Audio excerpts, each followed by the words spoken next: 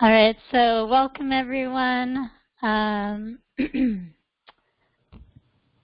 Cory Wyffels. I am part of the WTS Philadelphia board. I am one of the co-chairs for our student chapter. And I've been involved in WTS for about 3 years now in different capacities on the board. Yeah, I guess, Faye, do you want to introduce yourself? Yeah, absolutely. So my name is Faye Magicudemy. I am currently the Director of Student Outreach for WTS Philadelphia. And I've been involved in WTS since 2012 in different capacities, all revolving around student outreach. So it's definitely something that I believe in. It's something that I want to progress.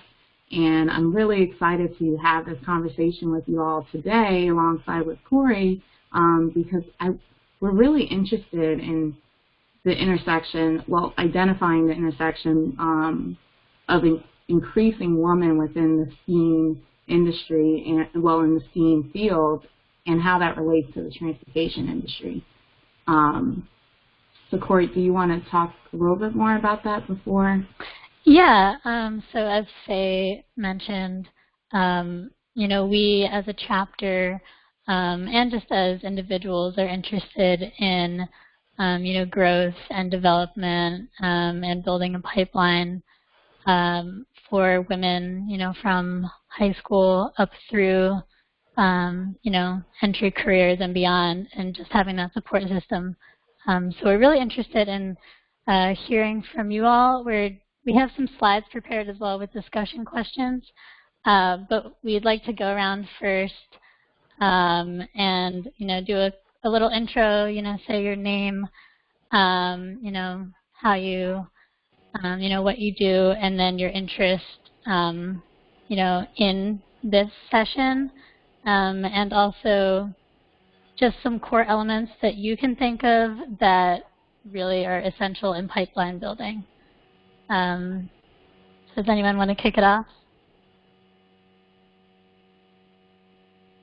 Never, but sure. So I'm Aubrey Lynch. I'm here in Philadelphia. I'm another member of WTS. I've been a member for maybe 2 years, and before that, the VP of my company, who's very involved, would invite me to events and things in a guest kind of capacity. So really great organization. You guys do a lot of cool things. So as an architect, even architecture is still pretty heavily male-dominated, and much more so in transportation. And then, I think maybe architecture is a little bit better, but certainly the engineers I work with regularly are mostly older white men, a pretty standard set of folks generally. So, I'm just here interested in ways that we can start engaging younger women, even in, high school, middle school. How do you even let them know what the careers are that are out there? Because for example, now I've been an architect for 7 or 8 years. I mean, licensed for 3, but before that in the field. And now I'm much more interested in urban design and urban planning, and I didn't know those were things in high school when I, chose my college degree. So, how do you kind of let people know what the options are so that we can engage more women in these careers that we've chosen? I don't know if I hit all your questions, Cory. But Oh, no, that was great. Thank you so much, Aubrey. I'll just go down the list. I guess, Cicely, do you want to Sure. chime in? Yeah, so I'm Cassie Taylor. I'm in San Diego, but also on our WTS local chapter board. I was vice president this year.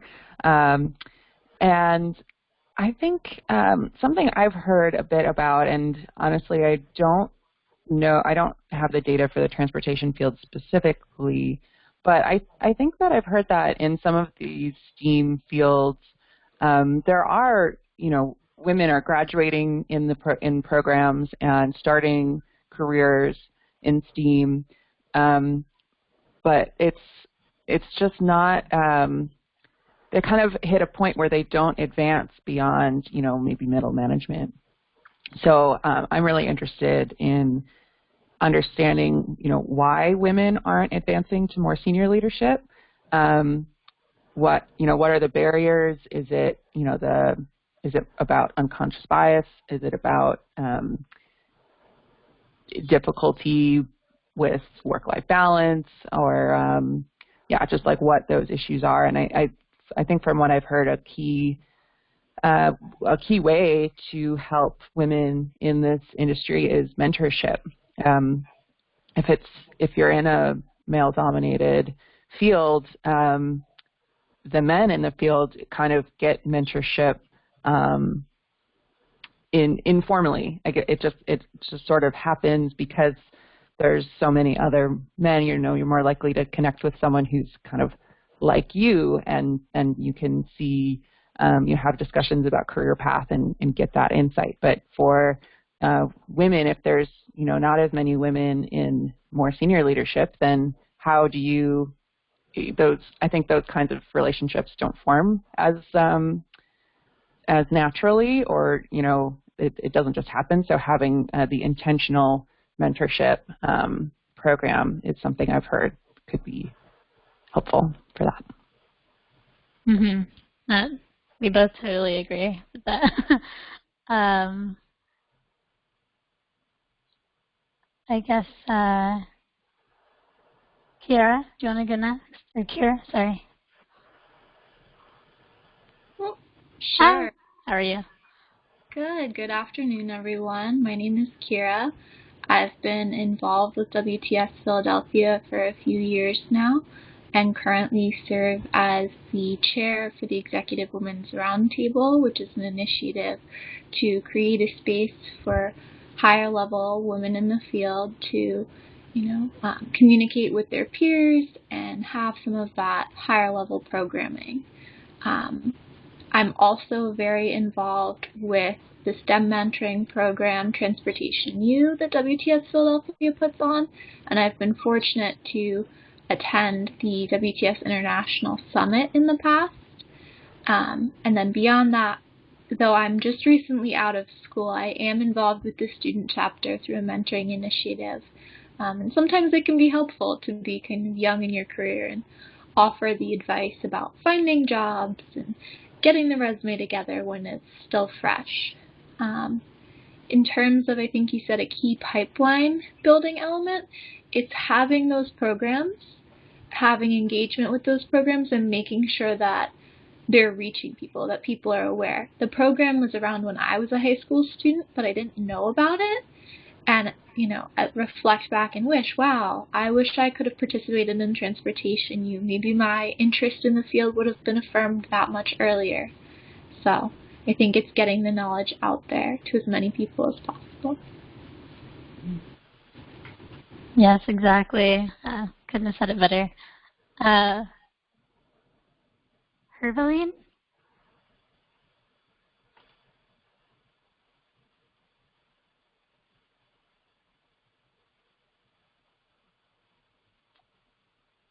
I guess we could try Nadia. Hello, everyone.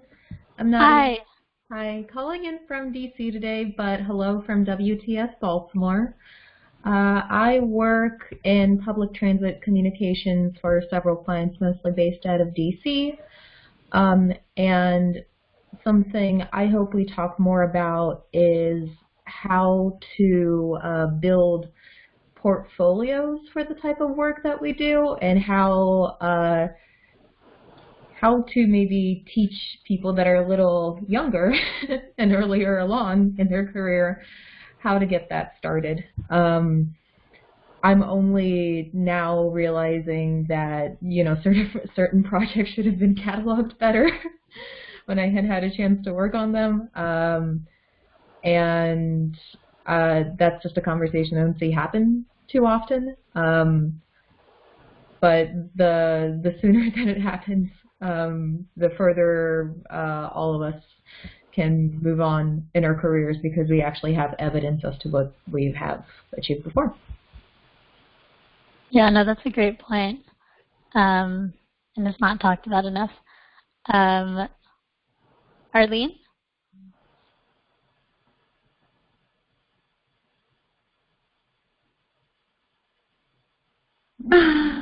All right.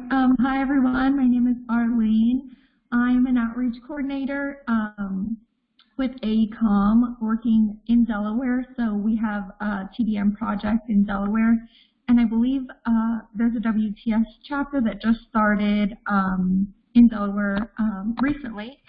But I mean, I think it's important for just for networking purposes as well, you know, getting women together that work in similar fields, and also bringing the experiences that we have, you know, not just as women, but also the different intersections. So some of us might be from different cultures or like socioeconomic classes.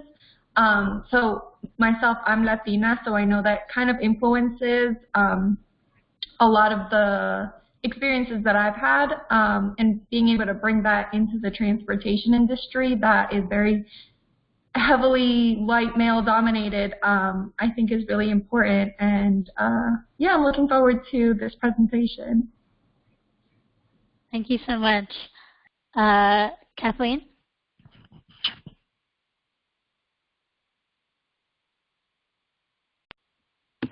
Hey, getting back online. Sorry about that. Yeah, hi, my name is Kathleen Hogan. I'm not in the transportation field per se, but interested in this whole subject of women in that world and supporting them. But I'm working on and I kind of happened into this as an executive director for a community development corporation, but working on a dockless e-bike expansion in Philadelphia. So kind of connecting to the current Indigo bike share system, and but representing 7 communities in Philly, and figuring out how to do that. I mean, I've had some good momentum and traction prior to COVID. As things are opening up, it's kind of having to put it all back together and roll it out again, try to get people interested in it, and working with my vendor who's based in California. It's that's an e-bike. It's a small device that looks kind of like a moped. The company's called Wyffels. So I talked about it in another session, so I think some people attended. I won't bore with all the details, but that's what I'm doing. That's why I'm interested in what you're all doing. Great. Yeah. No, thank you for sharing. Juliana?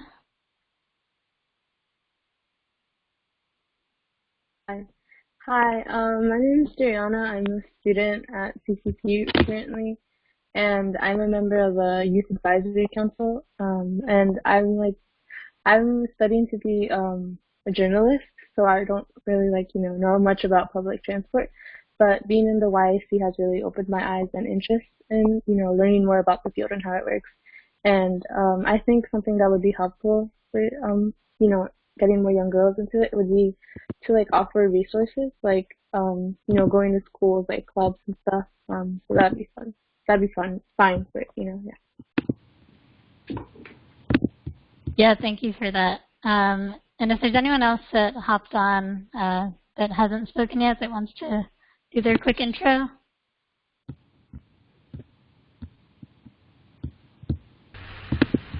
Yeah, I realized earlier that my microphone was muted. Oh, hi. Yeah, my name's Evelyn August. I'm a student at Villanova University studying civil engineering. So that kind of piqued my interest in the transportation field as far as, creating highways and safe transit and stuff like that. I think that a good resource for women and girls would be to kind of introduce us to these topics early on, because my interest in this field has changed in the past couple years, because that's when I first started learning about it. But if I would have known about it earlier, then I could have had a set career path planned for myself rather than changing course. Yeah, no, that's very true. Thanks for sharing, Evelyn. And we're going to touch on that as well. Thank you so much for everyone for just doing a quick intro.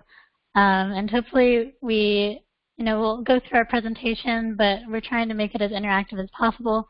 So throughout we'll have different discussion topics. So everyone, please feel free to chime in. All right, I guess with that, Faye, do you want to kick it off? Yeah, I think everyone pretty much touched on the key aspects we were thinking of to building this pipeline, and also noting that the importance of building this pipeline is to, build workplace diversity and ensure that as our students move through their educational experiences, that they feel like they're continuously supported, they have a sense of community, and that they can pursue opportunities to help change the face of transportation ultimately. So during our conversation, and we want this to be posed more as a conversation, we're going to go ahead and, thank you, Cory, and identify ways that we can expose and mentor young women interested in STEAM fields to the amazing careers within transportation, and how to further their access to equitable opportunities, new networks, build new relationships within the industry, and ways that we can kind of mitigate leaks in this pipeline to ensure that we have a robust group of women or robust and diverse group of people within our industry. So coming back to WTS Philadelphia, we're fully dedicated to building the future of, let's go back to the previous slide, Cory. We're fully dedicated to building the future of transportation through the following key elements that you see here on the screen. And I love that, most people did touch on these key elements. So early exposure and mentoring, because ultimately seeing is believing. We want to inspire our young students to think big and envision themselves into the positions that your current, let's say your Leslie Richards or your Shelley Cameron are currently in. Then professional development. We want to be able to help provide the soft skills and the capabilities to become those transportation professionals of the future. Then through equitable opportunities to chip at those structural socioeconomic inequalities that are related within the educational realm. And then the ways that we can help retain women as they've completed their educational pursuits are by just sharing experiences, mentoring, in order to retain those professionals in the industry so that they know that they're not alone in experiencing certain instances. And then, of course, network expansion to help students and professionals build their professional connections within the industry to further attain those goals and get out of that middle management feeling. So now we can go to this. When we think about exposure and mentorship, students have to believe they can see themselves in certain roles when thinking about their future. They have to believe that there's a pathway to success and that the things that they want can actually be achieved. WTS does this through a hands-on interactive mentoring program that offers women ages 13 to 18 to an introduction of a wide variety of careers within transportation through interactive activities, behind-the-scenes tours, and learning directly from our industry leaders without the barrier of forced networking and intimidation. Imagine how much further you could go, and I think Herveline, excuse me if I pronounced your name incorrectly, might have mentioned this, but imagine how far you could go if you could have made authentic industry connections at age 13 and that you knew that you were interested in careers related to rail, bridge design, marketing, or planning, where would you be now? Think about how farther your career would be. And that leads us to the introduction of the discussion for this slide. How did you first become aware of career pathways in STEAM fields or in the transportation industry? And this is open to anyone who would like to answer this question. We're curious about what initiated your pathway to transportation, or even transportation camp today.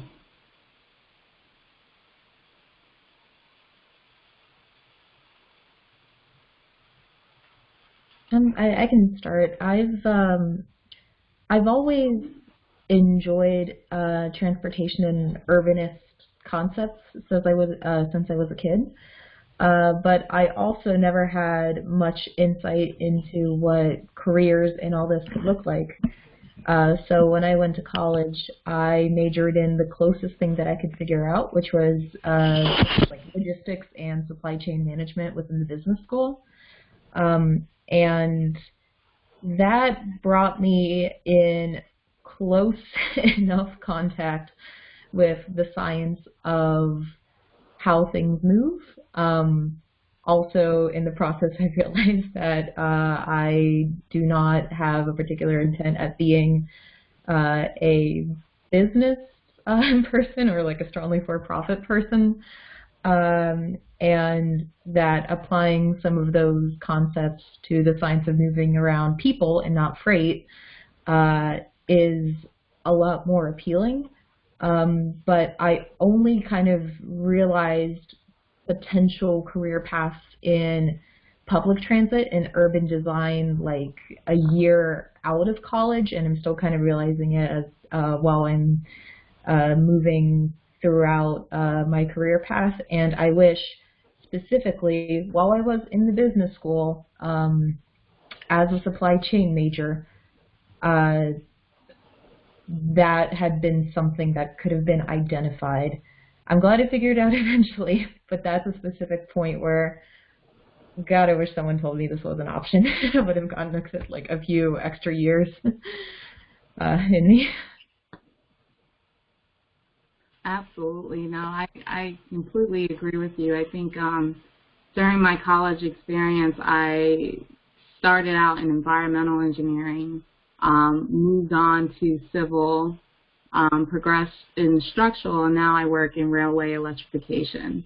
So, I always feel, and I've talked to peers in the industry as well, if we knew that this was where we were going to end up when we started college, or at least were exposed to those careers in college or high school, we would have been focused in what kind of educational pursuits we wanted to move forward with. And we would have known way more than we know now. Is there anyone else who has a very interesting pathway to the field of transportation or STEM, STEAM? I can share. I was always strong in math, so for me, working in STEAM was kind of a given, but I did not have any sense of transportation planning or design as a concept of that being a career choice or career option for me. So I was studying math, studying physics, enjoying that, went to get my PhD, and realized I wasn't, my career trajectory at that point, I was planning to do research, but in grad school, starting research, I realized it wasn't a good fit for me. So I needed to find something else, and I had seen a couple articles kind of talking about traffic being similar to fluid flow, and I was studying fluid dynamics, so like I think that maybe was a seed planted for me. And I would be getting notifications for construction happening on campus, maybe putting in like green bike lanes, putting in new pathways on campus, or I remember they replaced a stop sign with a traffic signal, and I was just started thinking about what is the analysis that goes into making those decisions, and found myself interested in that. So I joined all of the professional organizations I could and attended events and talked to people and realized that this was something I could kind of pivot into with my background. So that was my story of how I got into it. And I'm not sure if I had learned about transportation as a career path sooner, I'm not sure that it would have been appealing to me out of high school. But it's interesting that I didn't even know it was possible. And even in grad school, there was a department at UC San Diego called urban planning. I feel like it's not the full department name, but something about urban planning, and that was I was trying to kind of connect with them, but since I was in an engineering department, it was a little difficult to even make that connection. So, I'm kind of rambling now, but that's me. No, that's really cool how you made those kind of synthesized connections to get to where you are now. But I guess the next question before we move on to the next key element of building this pipeline is what impact did or does mentoring have on you and your progression through your career? What's the importance of mentoring? Can you touch on that? Anyone can answer that question? I think the biggest benefit of mentoring would be just the confidence to step to the next level, whether it's formal mentoring or just an informal support network. I think that it's that encouragement and someone who can tell you these are the things you're good at, and because of those things you're going to be successful in stepping into this new role or this new whatever. That's at least I think that's so important. Agreed. I think it's good for having a soundboard as well, bouncing ideas off and make sure that you're on that right path. Is there anyone else who would like to add to this conversation before we move on to the next keystone? I don't know if this will contribute a lot more to the conversation, but just thinking about what Cecily was saying in building confidence. Like, I was always kind of a shy, introverted kid. Class participation was not my thing, and even through architecture school, you have your studios and you have your professor who will come around, and if you want to talk to them, they're there and you can talk about your project. And really one of the things I regret the most is not engaging more in that. Like, I would just never interact with my professors that much, and I feel like I could have gotten so much more out of my education if I had had the confidence to just start those conversations and maybe get some critical, critique kind of feedback. And so I think if the idea of having these mentoring programs for younger women, getting them used to kind of talking through their thoughts, and it's okay to express your idea and you won't sound stupid, and just getting people used to speaking like that can really help you later down the line. Also, it's terrifying for me to even speak in a context like this, so I'm getting better at it. You're doing great. Yeah, you're doing an excellent job, and I 100% agree with you that fostering a safe environment where students can present their ideas and their outlooks on the world, especially given how much is changing in Philadelphia, is important. And that's why within TRU, Transportation U, shorthand TRU, there are interactive activities where we make sure that students work on projects and are able to present their solutions in a safe environment, so that when they do move on and they have to present in front of a class, it's not as intimidating. anymore because they've been presented in front of people who care about their development and will not judge them on having, you know, a simplified idea of something. All right, Cory, I guess we can move on to the All right. So in the interest of time, we might just do a couple of the discussion questions. But yeah, so the next part of what WTS Philadelphia does in kind of our pipeline building is, you know, from Transportation U, you have high school age students, and then the student chapter of WTS taps in to our undergrad and grad student populations. So our student chapter really focuses on the transition and having the students develop skills necessary to form networks, you know, build your resume experience, market your skills, and then make informed decisions from past lessons learned. And it's really just a space to get some more, you know, professional development and guidance while you make those crucial steps and transitions, you know, throughout your education and into the professional field. So let me see. I guess I'll just say one of the questions, but if there's one of these other questions that really sticks out to someone, feel free to respond to that as well. But I would say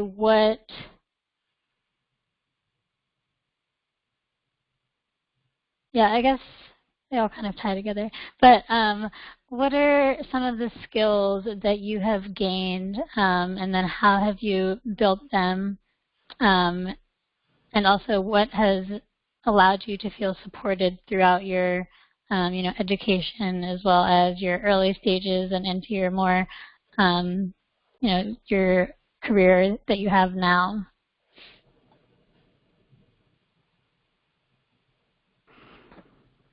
I think the most important skill I acquired kind of relates to what I was talking about related to mentorship. It's that confidence that, you know, my background and my education has value and can bring value to the industry, especially when I was, you know, just trying to break into the industry.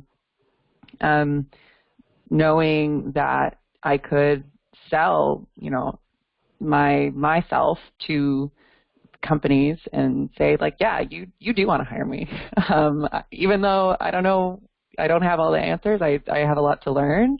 I'm going to be a great asset for your company. And so kind of just understanding, and I think that it's still important as I continue through my career and try to take on new responsibilities, try new things, that I have that self-confidence and also understand kind of what I bring that is valuable, so I can advocate for myself and also recognize the same thing in others and encourage others. You know, you don't need to be the most qualified person. You could still be the best option if you have the right I don't know, soft skills and whatnot. Mm-hmm. Yeah, no, like soft skills are very crucial, and, you know, not to plug WTS, but I feel like it really has allowed, just me personally, has, you know, pushed me into these, you know, roles and positions that I never would have really viewed myself in, honestly, like looking back at, you know, myself as a high school student or even in college. But yeah, once you have that network and those supports and those resources to really realize that you have the ability and that you have the support around you. But yeah, I guess, does anyone else have any other thoughts, anything you want to add on to any of these discussion topics? I like the question about what's motivating us to stay in the male-dominated industry, because I think I mean, there's a lot of the obvious things, right? But a specific example that always comes to my mind is like when I'm in a room with 13, 50-year-old white dudes, and somebody is talking about, okay, I don't know, for you guys who are in the Philadelphia area, if you're at all familiar with the subway concourses under Center City, and they're like terrifying and horrible. Yeah, so I was on the design team that was working on a renovation of them like early on when I first moved to Philly 6 years ago or so, and you know, sometimes I'd be the only one that was thinking like, yeah, no, we shouldn't put a blind corner there, that's not a great idea, you know, things like that. Like, for better or worse, I feel like we view the world a little bit differently as women, and, you know, our concerns are maybe not always what the top executives at these transit agencies have in the forefront of their minds. So I think it just helps if we're part of the decision-making team, we can ultimately make transportation better and more accessible and safer for everyone. Right. Yeah, like having your own experience as a woman, or like your own experience, you know, in your identity, like it's crucial in the design and what we do in our industry. So yeah, thank you very much for that input. I guess we'll go on to the next slide to keep things moving. Yeah. So speaking of equitable, you know, transportation solutions, I guess the next keystone is creating equitable opportunities. So after we sparked the interest of transportation in our students, and we provided them with the soft skill set to help them stand out in a sea of resumes, we have to address the potential financial hardship to pursue these dreams. And we have to recognize that not all communities or families are created equal, and funding college or trade school pursuits are not always attainable for everyone. So when we are building this pipeline from high school to the industry, we have to strive to break down some socioeconomic barriers to provide access to equitable opportunities. Within Philadelphia, we've been fortunate enough to fundraise and award merit-based scholarships to high school, undergraduate, and graduate level students to ensure that students are not totally shrinking their aspirations to minimize their financial burden. In the past, I've heard from our students that, you know, they wouldn't apply to certain universities because they knew that their families would not be able to afford a Drexel tuition or, you know, Ivy League tuition. But what they didn't understand was they were excellent students, and so they were qualified for a number of merit-based scholarships, and even financial-based scholarships. So that goes back to that confidence, that mentoring that needs to occur in order to put these students on the correct pathway. And so one of the questions, and like Cory said, we've listed a couple of discussion topics here, but I think the main question I have for for everyone here are, what are some of the main hurdles that have prevented women in underrepresented communities from gaining access to the transportation industry? And let's think about financially unconscious biases that may have occurred or that may have been executed when selecting that candidate. Does anyone have any input there?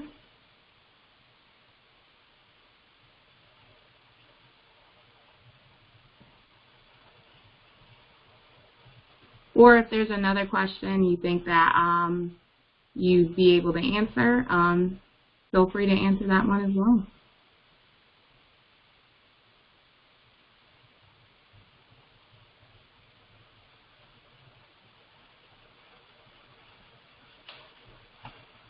A problem that I feel our industry has, but really every industry has this problem, at least from trying to connect with more senior level women about this, is it's sometimes difficult to grow yourself as a woman to a more managerial role. Because if you are at a certain point in your life, those promoting you are paranoid that your family might come first. And especially a pregnancy will just put you, like, honestly, collectively, like a year a little out of work availability. And I have no idea how to respond to that sort of thing, besides hopefully having women in more senior management in the first place doing promoting and knowing that it is actually possible to have several priorities in one's life. But how do they get there in the first place? So it's a closed loop that I hope is less of a problem as time goes on, but is definitely not a problem now. I would agree with that. I think when I moved to a managerial position within, well, at the time Amtrak, one of the questions that came up was, which I don't think it's appropriate to ever ask this question, but yeah, I heard you're engaged now, but are you guys thinking about children anytime soon? So it's kind of like a lot of men have kids. Why can't I have children as well and it not be a problem?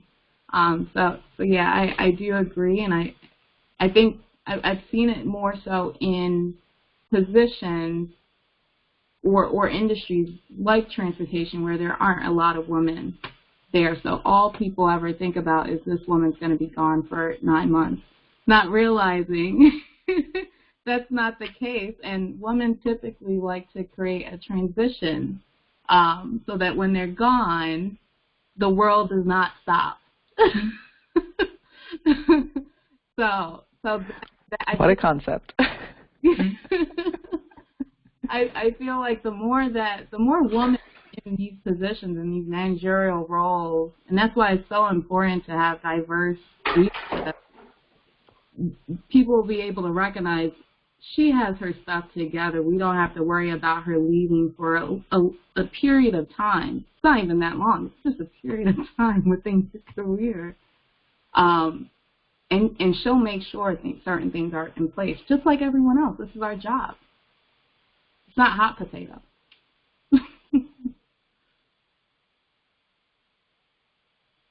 I like that comment because it does come up a lot. Something that I worry about, I don't know how to kind of address it, is just kind of the natural tendency to feel connected to people who are similar to you, right? It's just kind of how we're wired. But understanding, you know, as a woman, if I get into a leadership role and I'm doing hiring, okay, that's great that I can then be like bringing along other women, but I do worry about, you know, if because all kinds of diversity are important, and if I'm kind of drawn to people who have a similar mindset as me, similar background as me, then that's not maybe going to help.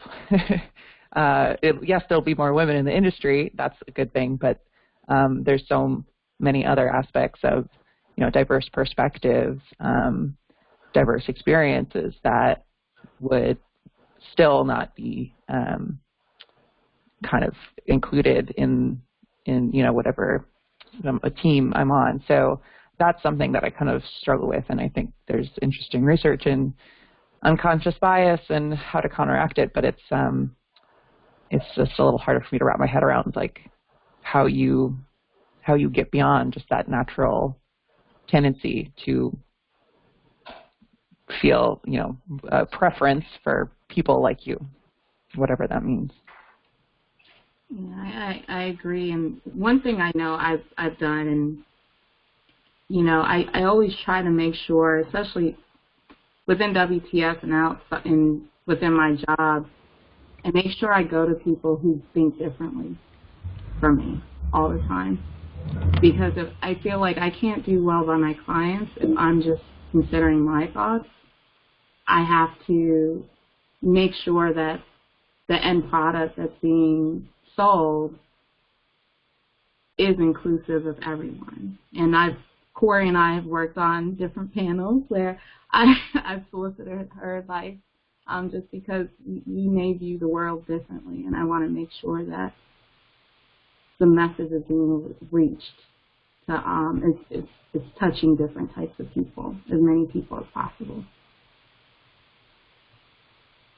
So shared experiences, I think that's definitely...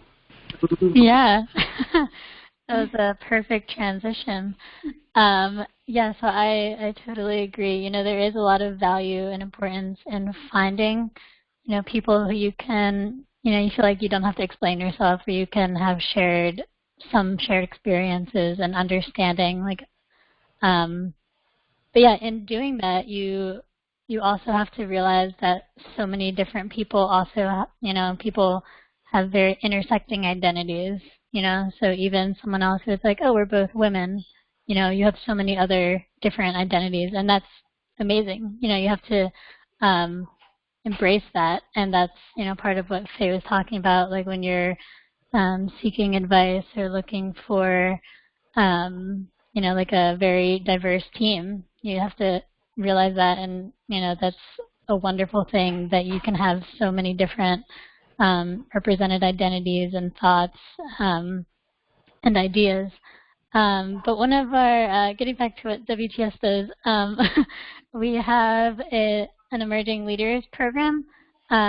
This is the third year. I actually went through the program, and it's just a great network of women who mostly are in their earlier stages of their career, but not all. It's also for women who are going through some sort of transition, whether it's like a job or a role, and just need a network and that space to communicate and, you know, talk about different professional and personal development ideas.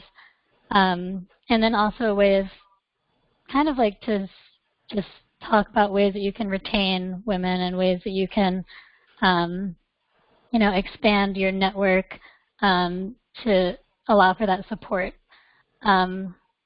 So let me see, one of our questions, I guess,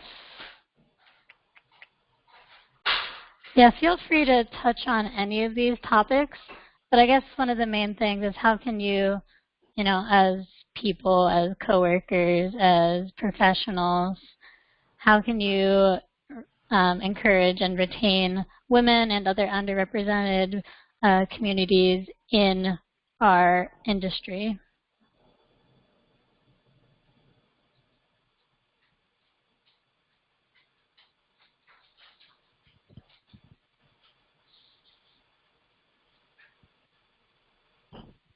And if anyone has anything else to touch on, also feel free to do that. I know we're running a little tight on time, but... Yeah, I was just going to say quickly that the Emerging Leaders group was awesome just for me to, like, hear more about what kind of other careers and other companies were out there. So that was really helpful. One thing I will say about emerging leaders, going back to that feeling of, you know, the bridging that conversation about having a family, those are certain topics that have been, you know, broached within emerging leaders, certain struggles that occur within the workplace as being a woman. And that's always helpful in retaining women within the industry. And then I guess... Yeah, I guess quickly you might be able to touch on this, but I think we're a little over time. Oh, it's okay. Yeah, so last part is network expansion, and in doing so, connecting students to opportunities within the Philadelphia region that they can utilize to build their resume. And with that, I guess we'll conclude today's presentation, Cory. Yeah. Thank you so much for everyone who stuck it out till the end. We went a little over, but I enjoyed connecting with everyone, and definitely, oh, I guess I have one more slide I can show. Yes, please follow us, and definitely reach out to both myself and Faye, you know, to continue the conversation. I really enjoyed today's talk, so thanks everyone. Thank you. Bye.